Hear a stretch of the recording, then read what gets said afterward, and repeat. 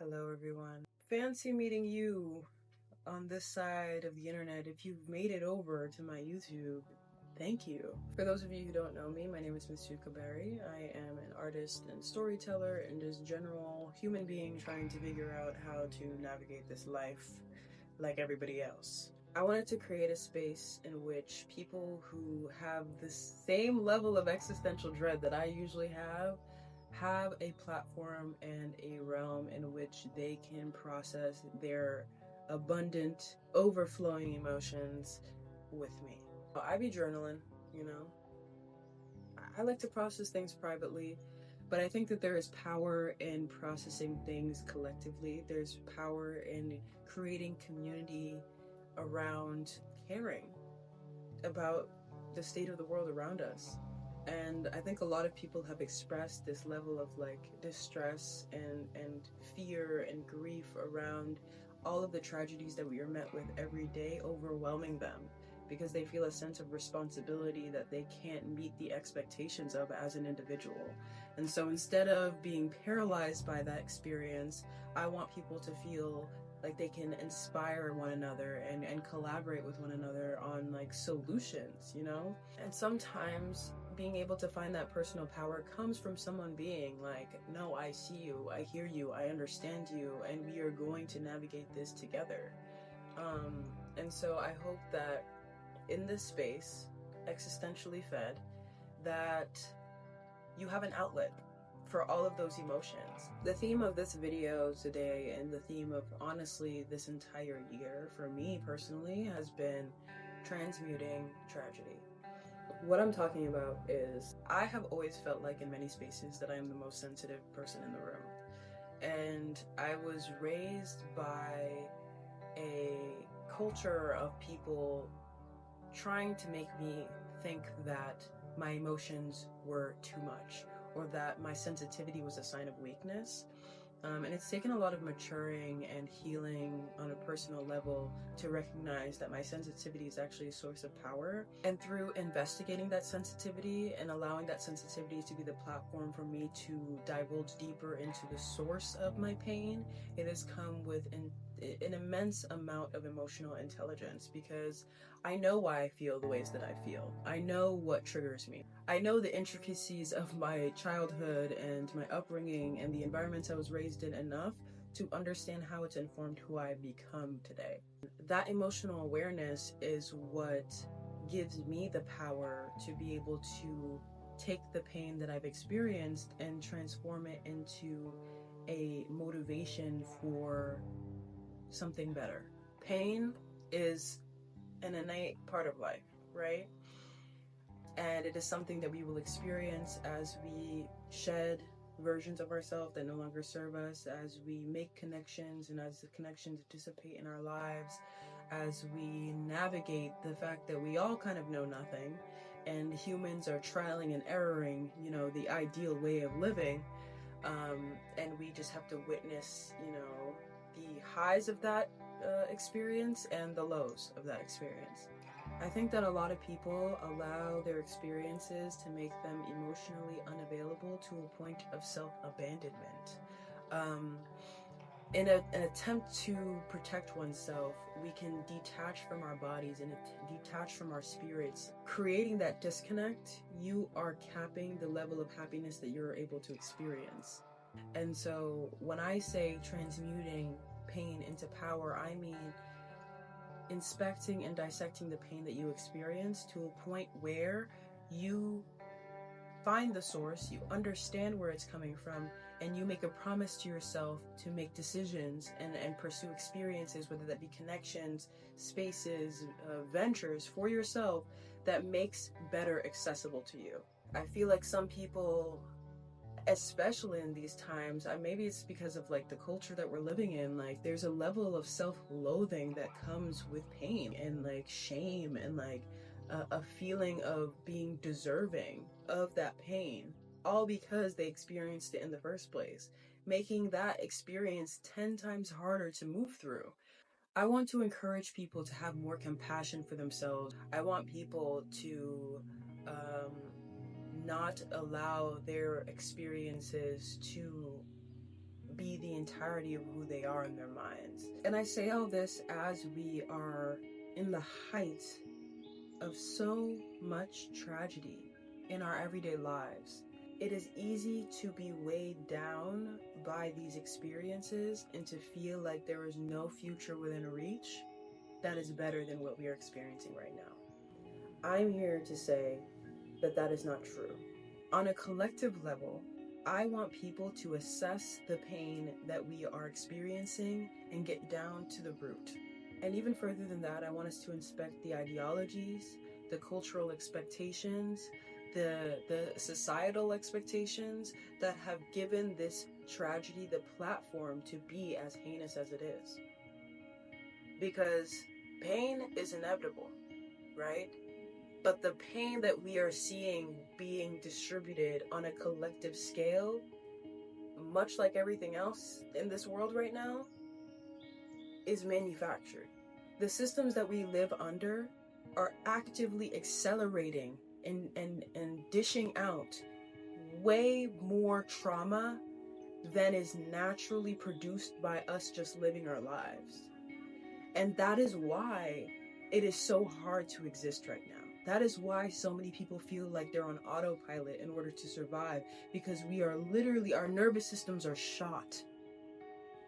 Because we are not getting any process time. We are not getting any time to sit with these emotions and these experiences and even find the space to heal. Y'all heard the phrase, time heals all wounds. But what happens when you are not being given the amount of time that you need to actually heal and process the things that you're experiencing? The reality is, we do have the power and the tools and the wisdom that has been passed down between generations upon generations to give ourselves the soothing and the solutions that we need to progress as a people. But that process is constantly being intersected by greed, by superficiality, by emotional unavailability, and just in general, the bloodlust that these systems of power have. These systems do not need you to feel anything to get what they want. I think back to the quarantine, and I just remember all the people during that time, all the crafts people picked up. People were baking bread. People were quitting their jobs, recognizing that they were living lives that weren't in alignment with what they truly wanted to do, their heart's desire. And they started taking risks. They didn't know where it was going to land them, but they knew that this was not sustainable for them anymore, and they were willing to release it all if it meant finding something that was more suitable for who they wanted to be. And for many people, that led to a bunch of businesses. People were having in-depth conversations about what it means to be there for one another during these times. And the only reason why that was accessible was because we were trapped in our homes and not allowed to do anything else but sit.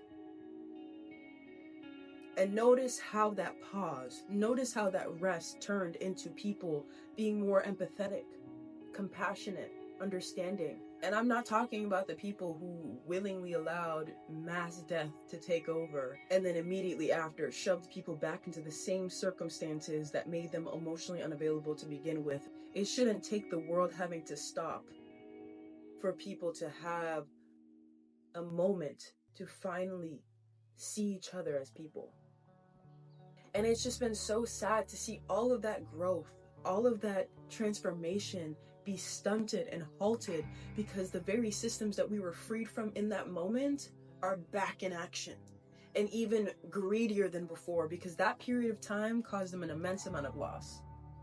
It lost them workers, it lost them money, and so they're trying to play catch up right now to get back all of the resources, people's time, people's energy that they lost. I need people to take back their souls, take back your body, take back what is rightfully yours.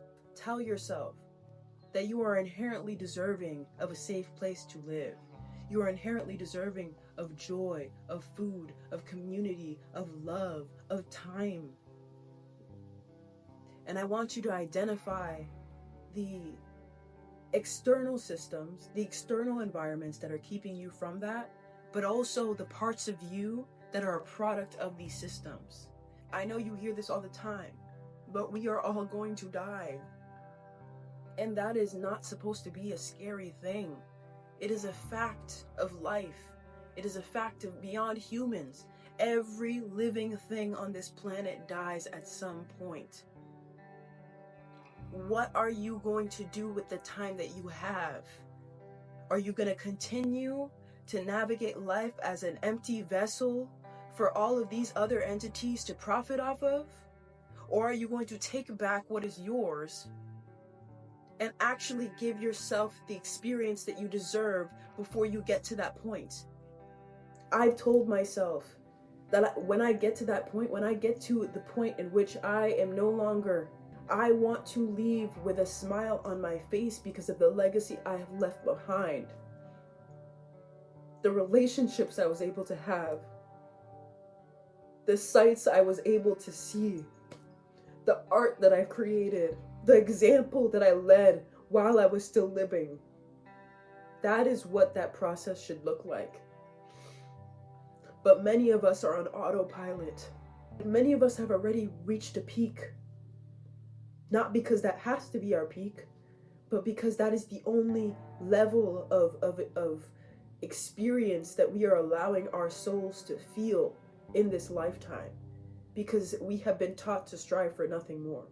This is not to freak you out, because if you're here, this is existentially fed, okay? So you've been thinking about it too. You've been thinking about it too, right? This is not something that I need you to figure out in this moment here. But take the steps that you need to deconstruct things little by little, piece by piece, and to know that it's not something that you just do alone.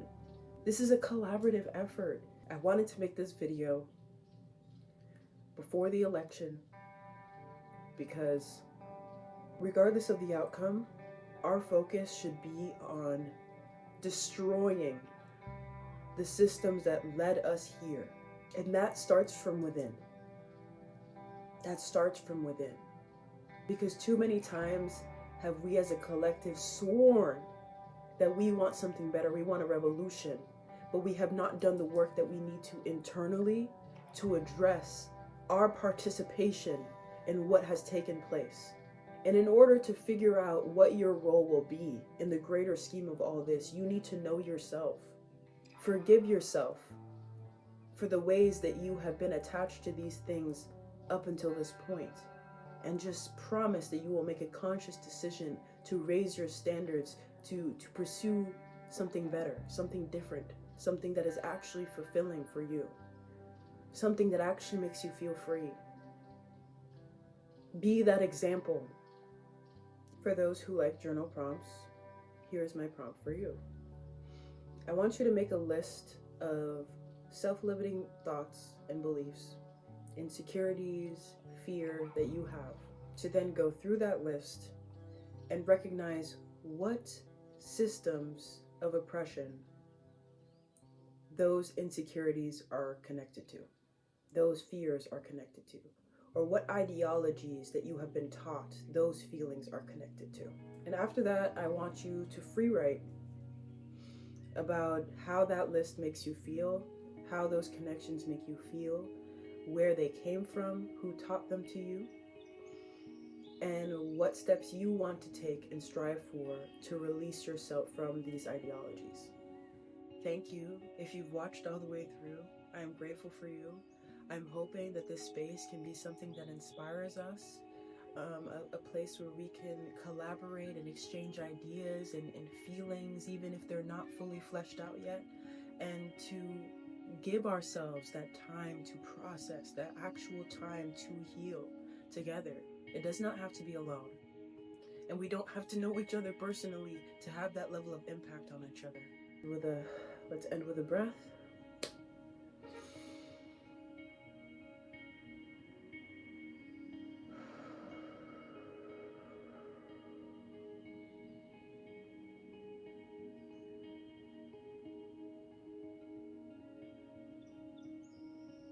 I'll see you around.